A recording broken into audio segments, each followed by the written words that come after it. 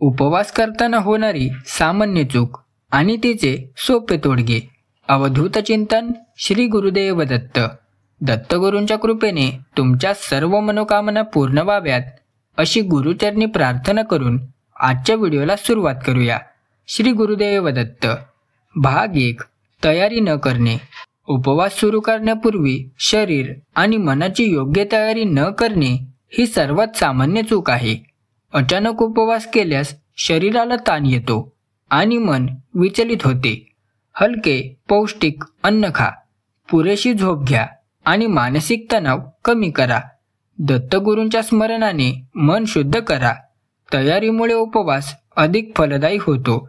थोडे ध्यान किंवा जप करून मन स्थिर ठेवा.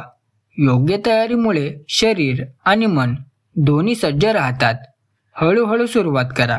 संयम पाळा आणि गुरूंच्या आशीर्वादाचा अनुभव घ्या. भाग 2. पाणी कमी घेणे. उपवास करताना पाणी कमी पिणे ही सामान्य चूक आहे. निर्जलीकरणामुळे डोकेदुखी, थकवा आणि दुर्बलता येऊ शकते. पुरेसे पाणी हळूहळू प्या. गोड पेय किंवा बर्फ टाळा.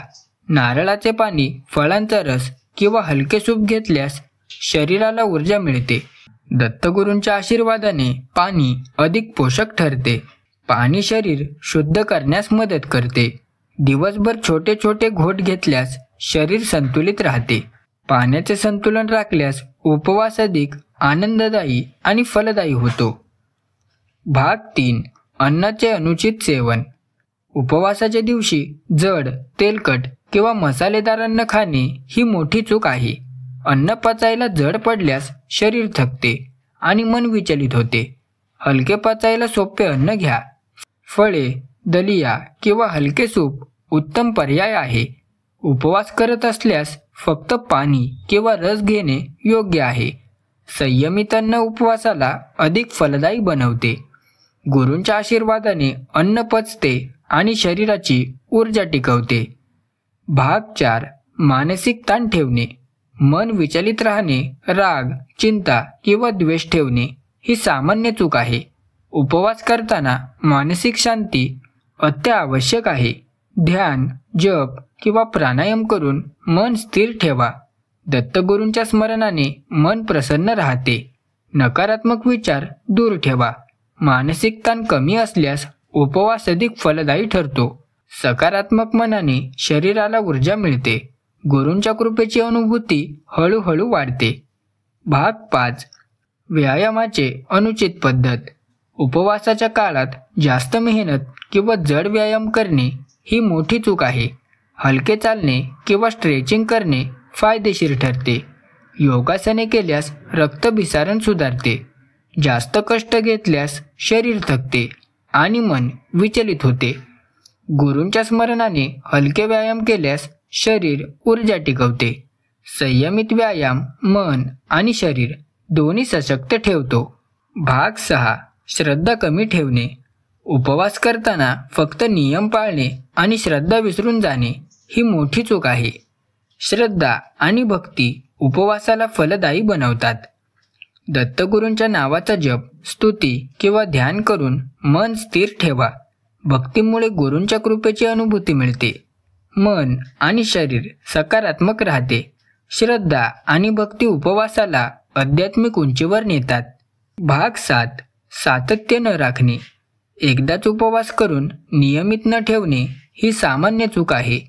सातत्य राखल्यास शरीर आणि मनाची सवय तयार होते. रोज ठराविक वेळ ठेवा. मन शुद्ध ठेवा आणि श्रद्धेने उपवास पाळा. सातत्य राखल्यास शरीर आणि मनाची सवय तयार होते. रोज ठराविक वेळ ठेवा. मन शुद्ध ठेवा आणि श्रद्धेने उपवास पाळा. सातत्यामुळे शरीर अधिक सशक्त आणि मन स्थिर राहते. गुरूंच्या आशीर्वादाने उपवासाची ऊर्जा वाढते. नियमित उपवास आत्मिक उन्नतीसाठी आवश्यक आहे. भाग 8. वातावरणाची काळजी न घेणे. उपवास करताना घरातील नकारात्मक ऊर्जा किंवा गोंधळ ठेवणे ही चूक आहे. शांत संगीत, गुरूंची कथा किंवा भक्तिगीतं ऐका. सकारात्मक वातावरण उपवासाला अधिक फलदायी बनवते. नकारात्मक संभाषण टाळा. गुरूंच्या स्मरणाने मन प्रसन्न राहते. योग्य वातावरण मन आणि शरीर शांत ठेवते. भक्तिप्रवण वातावरण उपवासाचा प्रभाव वाढवते. भाग 9. उपवासानंतर जड अन्न. उपवास संपल्यानंतर लगेच जड तेलकट अन्न खाणे ही मोठी चूक आहे. शरीर थकते आणि उपवासाचा परिणाम कमी होतो. हलके अन्न, फळे किंवा दलिया खा. संयमित अन्न उपवासाचा परिणाम टिकवते. दत्तगुरूंच्या आशीर्वादाने अन्न पचते आणि शरीराला ऊर्जा मिळते. उपवासानंतर संयम पाळल्यास शरीर आणि मन निरोगी राहतात. भाग 10. जलद उपवास सुरू करणे. अचानक उपवास सुरू करणे, तयारी न करता दिवसभर उपवास करणे ही चूक आहे. शरीर मनाला सुरुवात करण्यासाठी वेळ द्या. हलके अन्न खा, पुरेशी झोप घ्या, मन शुद्ध ठेवा आणि गुरूंचे स्मरण करा. हळूहळू उपवास सुरू केल्यास शरीर ऊर्जा टिकवते. संयम पाळल्यास उपवास अधिक फलदायी ठरतो. भाग 11. इच्छांवर नियंत्रण न ठेवणे. आवडते पदार्थ किंवा सोयीच्या गोष्टींची लालसा यावर नियंत्रण न ठेवणे ही सामान्य चूक आहे. गुरूंच्या स्मरणाने आणि श्रद्धेने इच्छांवर विजय मिळवता येतो. मनाच्या निग्रहामुळे उपवासाचे फायदे वाढतात. निराशा, राग किंवा ताण यांना जागा देऊ नका. संयमित मन उपवासाला अधिक फलदायी बनवते. भाग 12. भक्तिगीत न ऐकणे. उपवासाच्या दरम्यान दत्तगुरूंची स्तुती, भक्तिगीतं किंवा मंत्र ऐकणे विसरल्यास उपवासाचा प्रभाव कमी होतो. हृदयात गुरूंच्या स्मरणाने मन प्रसन्न राहते.